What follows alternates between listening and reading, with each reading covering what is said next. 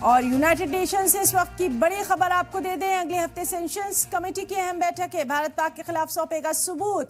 तो बेहद अहम खबर, देखिए किस तरह से स्ट्रैटेजिक पॉइंट ऑफ व्यू से भी भारत धीरे धीरे आगे बढ़ रहा है।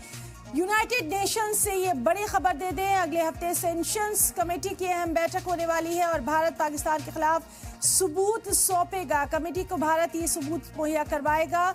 जराए के हवाले से ये खबर है, भारत उठाएगा दहशतगर्दी का मुद्दा, पाकिस्तान को बेनकाब करेगा भारत।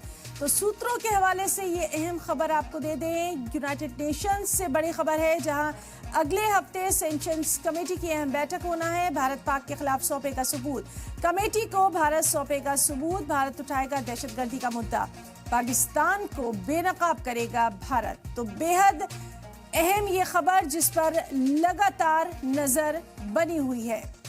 यूनाइटेड नेशंस में सेंशंस कमेटी की अहम बैठक होने वाली है, जिसमें भारत कहीं ना कहीं अपनी जो तमाम तर सबूतों के साथ ये रिपोर्ट पेश की जाएगी।